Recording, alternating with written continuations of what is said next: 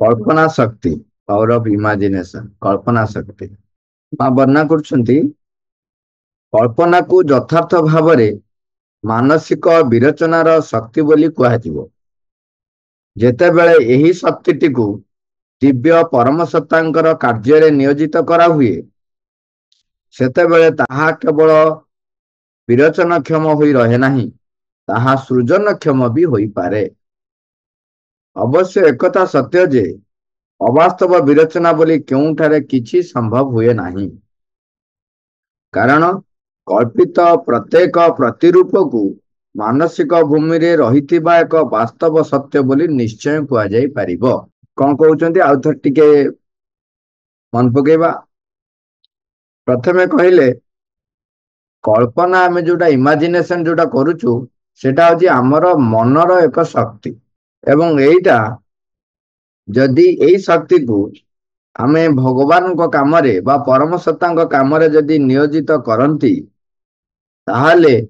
ताहा नूतन सृष्टि करि पारे। तमाने आमे जेमति कहंती जदि यथार्थ दृष्टिकोण रखिले तुमे तुम चतुर्पार्श्वरे थिबा परिवेश को मध्य बदलै देई पारिबो नुआ प्रकार परिवेश टे सृष्टि मध्य करि पारिबो। सामर्थ्य युक्त भावरे आमे जदि गोटे इमेजिन करि पारिले तेबे सेई इमेजिन जो फॉर्म टा गोटे प्ले तयारी करूचंती सेति पे आगो कोन करती भाबंती प्लॉट तयारी करंती तापर प्ले करंती किंबा अनेक व्यक्ति कोन करंती जहां घटी थाए सेई घटनाटी को नै कि सेतिरे कैरेक्टर फिट करी करंती सेमान कथा कुआ जाउनी जे जणे जेतेबेले गोटे प्ले तयारी करूची बा गोटे गपटे कहूची गपर शेषटा केबे भी एक ध्वंसात्मक विरोधात्मक एवं जेमती अंतिम शेष ही जीवो ताहा न होई कि उत्साह प्रदानकारी एवं शक्तिवंत होतिबो विजयात्मक होतिबो विजय होतिबो ताहाले एवं जो जो कैरेक्टर थिबे से माने परिवर्तन हो जाउथिबे। एई प्रकार लेखा लेखिले कौन हुए ताहा समाज रे नूतन सृष्टिर नूतन भावधारार प्रवाह तैयारी करे तार प्रवाह रे तार प्रभाव रे समाज मनुष्य जाति तार चेतनार एक स्तर ऊर्ध्व को गति करिवो। गोटे घटना होची आमे निराकर हेंगु सी तांकर आवश्यकता अनुसार से जेहेतु अनेक समय धरी कि लैपटॉप रे मां को बही ताकू पढ़ी ताकू खोजी काजी से कलेक्शन करिवे तेणु केबे भी बसी करी सब कार्य करिबा एते सहज हुए ना। तेणु सी कहले मु जेतेबेले सोईथिबी भी बा अंटा टी कोन हे गला सेतेबेले भी केमति व्यवहार करि पारि ता लैपटॉप ऊपर रहइबो। तेणु तांको भीतर थॉट आसिला जे एमती हबा दरकार बस सेई प्रकारर जिनस तयारी हवाटा मार्केट रे आसी नाही किबा के भाबी नाही। तापरे से कहले देखो कौन करी हबो आमे सेटू मिस्त्री डाकिबो हमर इमेजिनेशन भाईंकर आवर रिक्वायरमेंट चलीला बर्तमान सूक्ष्म स्तर रे जाई इंडस्ट्रियलिस्ट हो भी कहा को ताकू जाई किरी ताकू से ग्रहण कले ताकू एवं से ताकू इंडस्ट्री रे प्रयोग करी किरी प्रोडक्ट बाहरला मार्केट रे बाहर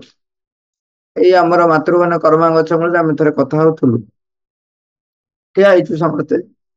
टेक्निशियन लोक एमती ना सब कहूनी भिन्न भिन्न लोक सब ठिया आइथिलु सेठी थॉट प्रोसेस आसिला जने देखिले जे केतेटा एटीएम कार्ड हम रखिया पड़ुछ आमे सेठू कथा होथुलु जे दे व्यस्त होने द डे विल कम हबो निश्चय गोटे गोटे पेमेंट सिस्टम हबो सेइथिरे तमे चाहिले जे कोनसी अकाउंट को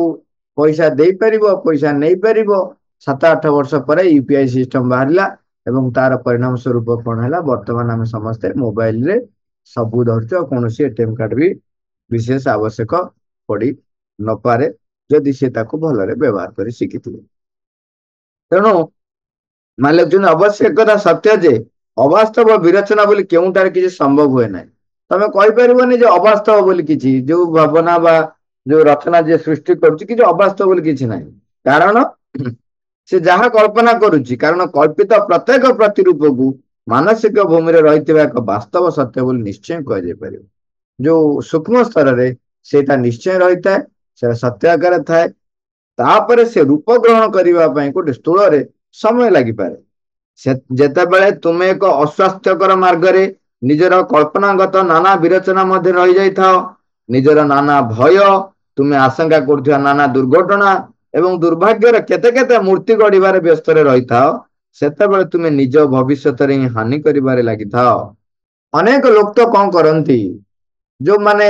ଛଳନା ବିରୋଧୀ ଶକ୍ତିର କାମରେ ଥାନ୍ତି, ଯୋଉମାନେ ନିଜକୁ ପ୍ରତିଷ୍ଠିତ କରିବାକୁ ଚାହାନ୍ତି, ଗୋଟେ ଫିୟର ସେନ୍ସ ଅଫ ସିକ୍ୟୁରିଟିର ଗୋଟେ ଫିୟରନେସ୍ ତାଙ୍କର ଥାଏ, ସେତେବେଳେ ତୁମ ନିଜ ଭବିଷ୍ୟତରେ ହିଁ ହାନି କରିବାରେ ଲାଗିଥାଅ। ମା ଜଣଙ୍କ ଏକ୍ସାମ୍ପଲ ଦଉଛନ୍ତି, ଜଣେ ପୁଏ ବୋଲି ଲୋକ, ସିଏ ଏଇ କଳ୍ପନା ଶକ୍ତିକୁ ବ୍ୟବହାର କରିକିରି ଲୋକଙ୍କୁ ଆରୋଗ୍ୟ କରିଦେଇ ପାରୁଥିଲେ। ମହିଳାଙ୍କ ମୁଣ୍ଡରୁ ବାଳ ଉପୁଡି ଯାଉଥାଏ, ମହିଳା ପ୍ରତ୍ୟେକ ଦିନ ଆପଣଙ୍କୁ ଏହି କଥାଟି ବିଶ୍ୱାସ କରିବାକୁ ପ୍ରବର୍ତ୍ତାଇଲେ ଯେ ସେ ତାଙ୍କୁ କହିଲେ ଯେ ତାଙ୍କର ବାଳ ଉପୁଡିବା କ୍ରମଶଃ କମ ହୋଇ ଆସୁଛି ଓ ମୁଣ୍ଡରେ ନୂଆ ବାଳ ବି ଉଠିବାକୁ ଆରମ୍ଭ କଲାଣି। ଏହିପରି ଭାବରେ ଅନୁକ୍ଷଣ କଳ୍ପନା କରିବା ଦ୍ୱାରା ତାଙ୍କର ବାଳ ପ୍ରକୃତରେ ବଢିବାକୁ ଆରମ୍ଭ କଲା ଏବଂ ଆପଣଙ୍କୁ ଏହିପରି ଅଧିକ ପ୍ରବର୍ତ୍ତାଇବା ଫଳରେ ତାହା କ୍ରମେ ଏକ ଲୋଭନୀୟ ଦୈର୍ଘ୍ୟ ବି ହାସଲ କରିପାରିଲା। 10 କିଲୋମିଟର ଚାଲିବ, ସାଙ୍ଗରେ ଗୋଟେ ପାନିଆ ନେଇକି ଯିବ ଏବଂ କଣ ତାଙ୍କୁ ସବୁ ବାଟ କୁହନ୍ତି ନା, ତମେ ମଝିରେ ମଝିରେ ମୁଣ୍ଡ କୁଣ୍ଡଉଥିବ ଏବଂ ବାଟ ଯାକ ଭାବିକା ଯାଉଥିବ ଯେ ମୋର ବାଳ ଉଠିଲାଣି। ଚନ୍ଦା, ପୁରା ଚନ୍ଦା ମୁଣ୍ଡ, ବା ଝିଅ ମାନଙ୍କର ବି ପୁରା ମୁଣ୍ଡର ବାଳ ଉପୁଡି ଯାଉଛି, ବେଶୀ ଉପୁଡୁଛି, କହିଲେ ତମେ ବାଟ ଯାକ କଳ୍ପନା କରି କରି ଯିବ ଯେ ମୋର ବାଳ ଉଠିଲାଣି। ହଁ ପୁରା କେତେ ଉଠିଗଲାଣି, ଆଉ ହଁ ଏ କଳା କଳା ହେଇଗଲାଣି। ଟୋଟାଲି ଉଠି ନଥିବ, କିନ୍ତୁ ଇମାଜିନ କରି କରିକା ଯିବ, ୱାକିଂ କରିକି ଯିବ 5 କିଲୋମିଟର, ଆସିବ 5 କିଲୋମିଟର। କହିଲେ ଏଇଭଳି ଇମାଜିନ କରି କରି କରି କରି ତାଙ୍କ ପେସେଣ୍ଟ ଯେତିକି ଆସିଥିଲା 90% ଲୋକଙ୍କ କେସରେ ଘନ କେଶ ହେଇଛି। ଇଏ କଳ୍ପନା ଶକ୍ତିକୁ ମା ସେଇଥିପାଇଁ ମା କହିଲେ ସିଏ କଳ୍ପନା ଶକ୍ତି ବ୍ୟବହାର ଜାଣିଥିଲେ ଏବଂ ତା ଦ୍ୱାରା ଏଇ ପ୍ରକାର ହେଇଥିଲା। ମା